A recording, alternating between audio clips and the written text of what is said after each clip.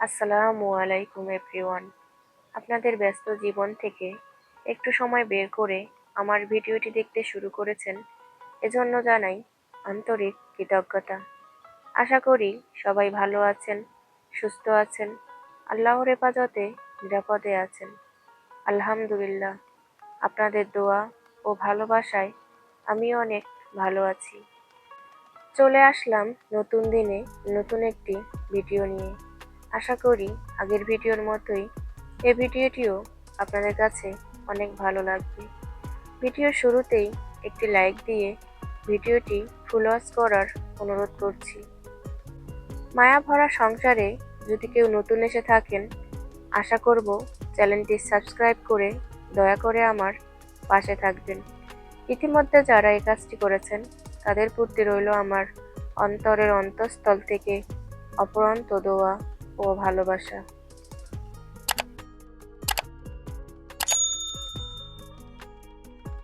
ভিডিওটি ছিল গত দিনের। বসে বসে আনারস কাটতেছিলাম। কারেন্ট ছিল না, এজন্য একটু টেনশনে ছিলাম। শুধু ছোলা রান্না করেছি। ছোলা রান্না করার শেষ পর্যায়ে কারেন্ট চলে যাওয়ায় আর কিছুই করা হয়নি। তো মনটা একটু ভীষণ ভারী ছিল যে কারেন্ট আসলো না, কিছুই করতে পারলাম না। ওইদিকে সজীবের আব্বুকেও ফোন করে বলিনি যে কারেন্ট নেই, কিছু ইফতার নিয়ে আসো। ভাবছিলাম যা আছে তাই দিয়েই আজকে ইফতার সারবো, এজন্য আর ফোন করা হয়নি। যা ছিল হাতের কাছে তা দিয়েই ইফতারের জন্য প্রস্তুত করতেছিলাম।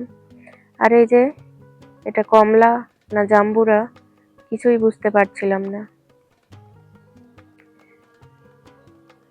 দেখতে পুরোটাই সবুজ, সবুজ কমলার মতোই লাগতেছিল, কিন্তু ভেতরটা পুরা জাম্বুরার মতো লাগতেছিল। আর খেতেও ভীষণ টক ছিল। কারেন্ট না থাকায় যেহেতু হাতে সেরকম কাজ ছিল না, ভাবলাম একটু বসে বসে সময় কাটাই। এজন্য কমলাটিকেই জাম্বুরা তো মনে হচ্ছিলই, জাম্বুরার মতো একটু কেটে নিলাম। তো সময় পার করছিলাম আর কি এভাবেই। দেখা যায় কারেন্ট থাকলে সময়টা কিভাবে চলে যায় বোঝা যায় না। রান্না বান্না করে নিয়ে বাচ্চাদের সামলিয়ে যেটুকু সময় পাই সেটুকুই তো ইউটিউবেই পড়ে থাকি। তো সময় কিছুতেই যাচ্ছিল না কারেন্ট না থাকায়। বেশ কিছুক্ষণ ধরে শুয়েও ছিলাম। তো কি বলবো, টেনশনে ঘুমও পাচ্ছিল না। মাথায় একটাই টেনশন ছিল, কারেন্ট কখন আসবে, কখন রান্না করব। কারণ ইফতারের পর একদমই রান্না করতে ভালো লাগে না। তো কি করার, কিছুই করার ছিল না। গত দিনে ইফতারের পরেই রান্না বান্না করতে হয়েছে। আর আসরের আজান দেওয়াতে উঠে আসরের নামাজ পড়ে এতে একটু সময় কাটাচ্ছিলাম আর একটু ভিডিও করে নিচ্ছিলাম আপনাদের সাথে শেয়ার করার জন্য। যেহেতু ভিডিও দিতেই হবে তাই আর কি একটু ভিডিও করলাম। জানেন আপুরা, এই রমজান মাসে আমার কোনো ভিডিও করারই ইচ্ছা করে না, কিন্তু আপনাদের সুন্দর সুন্দর ভিডিও দেখে আমিও ভাবি যে আমিও একটু করি।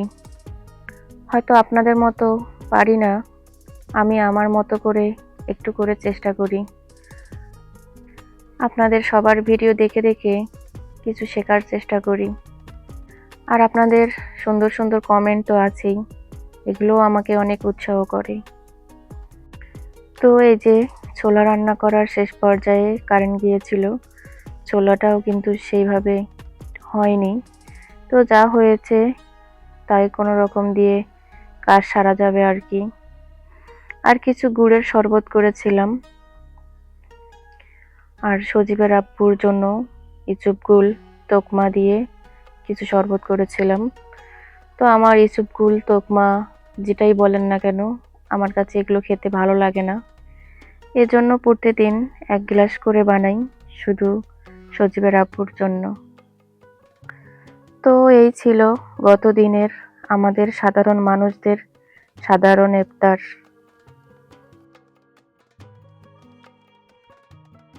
ইফতার করে নিয়ে মাগরিবের নামাজ পড়ে চুলায় ভাত বসিয়ে দিয়েছিলাম। ইফতারের আগে কারেন্ট চলে যাচ্ছিল। তো ভাত বসিয়ে দিয়ে ইফতারের সময় আনারসগুলো খাওয়া হয়নি, সেগুলোই লবণ, কাঁচামরিচ আর কিছু সরিষার তেল দিয়ে মাখিয়ে নিচ্ছিলাম।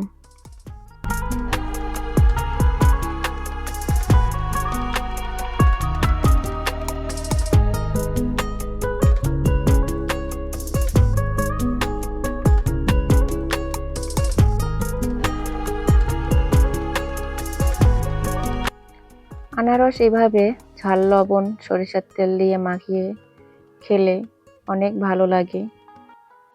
তো আনারসগুলো মাখিয়ে আমি আর আমার ছোট ছেলে খাচ্ছিলাম, আর সজীবের আব্বু ওরা ইফতার করে মোবাইল নিয়ে ব্যস্ত, মোবাইল দেখতেছিল।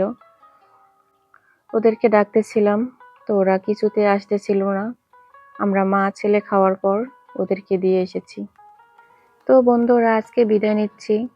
ভিডিওর ভুল ত্রুটিগুলো অবশ্যই ক্ষমার দৃষ্টিতে দেখবেন। দেখা হবে, কথা হবে অন্য কোনো এক ভিডিওতে। সবাই ভালো থাকবেন। আল্লাহ হাফেজ।